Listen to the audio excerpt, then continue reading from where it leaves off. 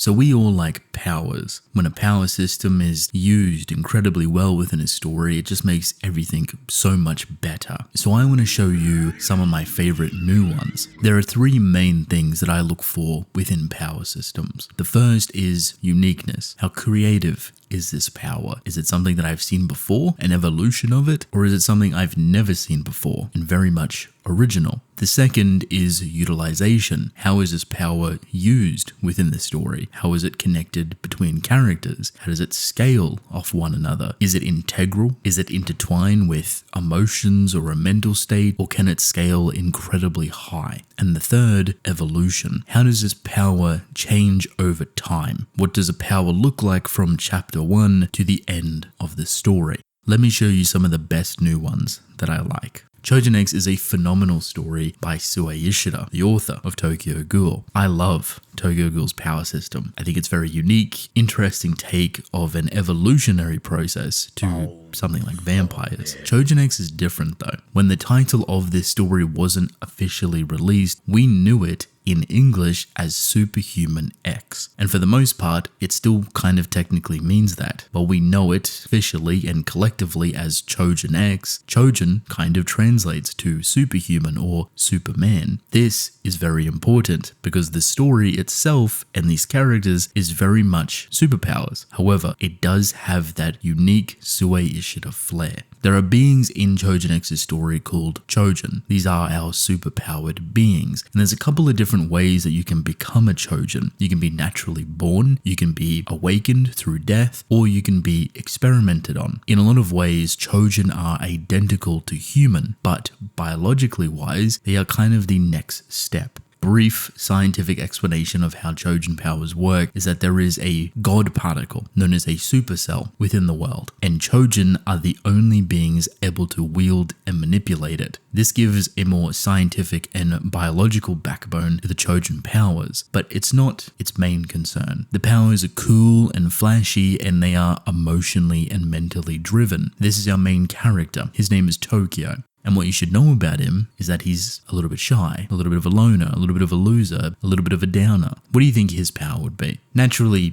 you would not be able to guess it because still to this point in the story, we don't actually know. We see his powers often. It resembles a vulture. So he can grow wings and become very powerful and strong and transform into this creature. But then there's more to it. A next step, a almost godlike being. Chojin also have an interesting way to evolve, a thing called raising or a chaos state. The first, raise, is kind of exactly how it sounds. Every time you get critically injured or you face death or even if you die, you can raise from it, which is enhancing your power to come back from death or deadly injuries. But the more you do that, the more drastic the injuries, the closer you get to going into a chaos state. And that is exactly how it sounds. A state of being that is completely out of control. They're inherently linked together. Every Chojin has a chaos state. Every Chojin can go through chaosification. If they reach a limit that is far too gone, they cannot come back from it. And they will either be stuck within the chaos state, forever spiraling out of control, or they will die themselves.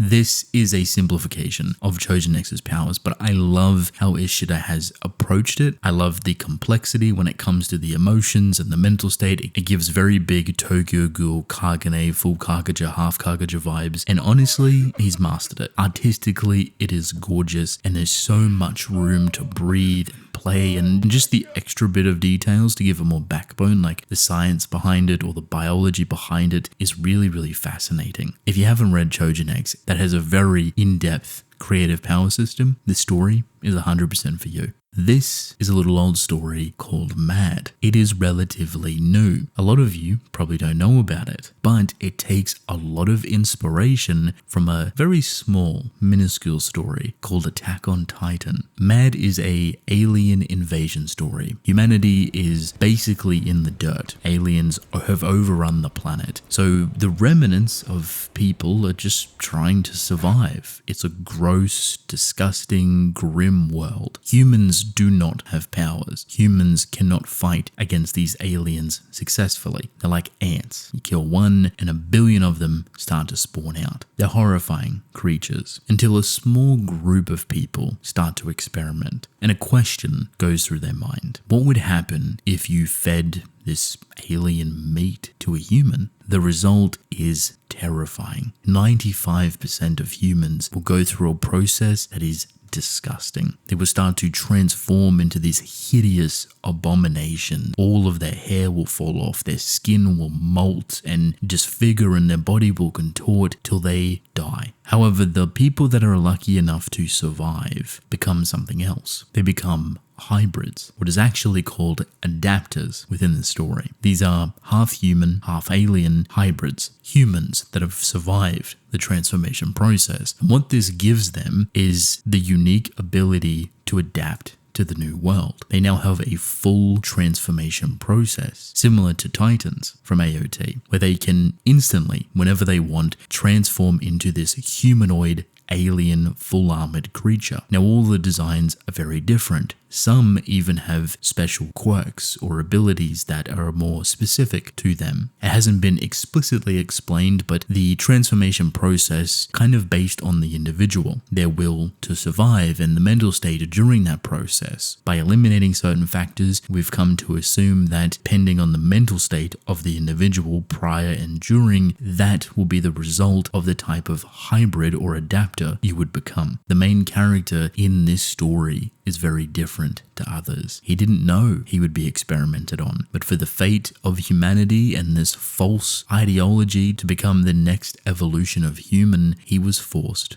to go through this process. The creature that he becomes is a lot stronger, a lot more deadlier, a lot more out of control, a lot more scarier. He's a different shape, he's a different size, he's a different breed altogether. Here's a problem. These forms supply strength, speed, and agility and regeneration like no other, not only against human combatants, cannibals, etc., people trying to survive, but also other hybrids or adapters and those aliens. And in more of the recent stuff, we're seeing partial transformation, arms, legs, spines, a tail, etc. Mad might not be the most unique thing to exist, but I love the resemblance it has to Attack on Titan. I love what it's trying to do. I think it's incredibly interesting, and seeing two adapters fight sparks that exact same feeling I had seeing two Titans fight in AOT. It is a glorious, horrendous thing to bear witness to. If any of this sounds interesting and you haven't read Mad, I'd highly recommend checking it out. It's a very, very good story that has a lot of potential to be absolutely huge. Lastly, and one of the more fascinating ones for me because I don't really like kind of typical magic, Itchy the Witch. Now let me clarify, when I say I don't like magic, it's not that I hate it. It's not that I despise it, I never want to see it. I just think it's so overused. Every story that has witches and magic and mages, etc. is kind of like the same thing, just in different colors. That's not a bad thing. It serves a purpose. Every story does it its own way, differences here and there, but collectively it's still like a magical system. I'm completely fine with that. Itchy the Witch caught me by surprise because not only does it embody that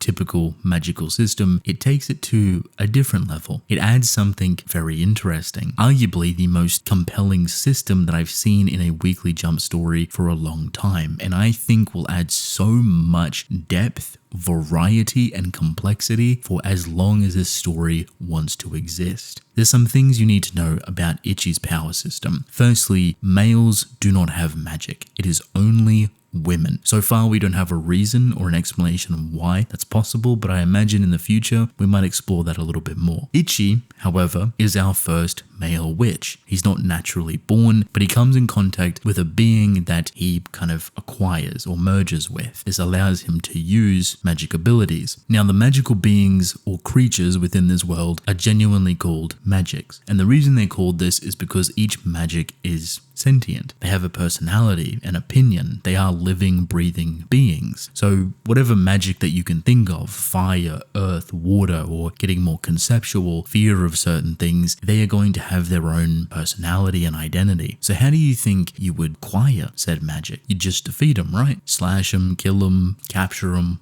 whatever. It is not that simple, and for a very good reason. Because all of these magic can have unique personalities, the way you actually acquire them, defeat them, is sometimes not even by fighting, but it's by a trial that the magic itself sets. Let me give you an example. Let's say that you wanted to acquire me. The way you would do it in Itchy the Witch is that I would have a very detailed trial that you would have to figure out. Now, I wouldn't tell you because I don't want to be acquired, but there is ways to squeeze it out of them by fighting, by capturing, by having other magical abilities that can force it out. If you know what the trial is, you can try and undergo it. So my trial could be very simple. I need you to slap me in my face with your right hand. That's it. That's all the trial could be. Or it could be very, very complex. I need you to make me the happiest person to ever exist. This is the unique mechanic of Itchy the Witch, and it is so incredibly fun to engage with because every single fight is so different. You get the fight, very powerful beings, but now you're getting something that's crafty, interesting, and very personal. It breathes a whole new life to the magic. Out of all the most recent stuff that I've read, I think Itchy has the most potential for its power system to go absolutely crazy. They've already teased conceptual beings, and I don't even want to think about what type of trial that would be. Imagine trying to acquire something like gravity, or human emotions, the fear of darkness or something. If you want to experience one of the funnest power systems that has so much room to grow, Itchy the Witch is calling your name. Now, I could sit here and talk about so many more stories. Gachi Akuta, for example, I love that power system. I think it's incredible and has just as much variety as Itchy and everything else here. It is superb. Kagurabachi, a really fresh take on sword powers, which is incredibly difficult to do well, and somehow it does it wonderfully. Even Galaxias is super fun. The take on dragon-human hybrids and dragon powers within this super adventurous world. It's a very high-tiered, high-scaled power. Simply, there is too many new stories with really powerful, prominent power systems. Now, obviously, I can't mention them all. I've missed some very vital ones, so please, if you have any power systems that you've been vibing with, that you absolutely love and adore, I would really love to hear it.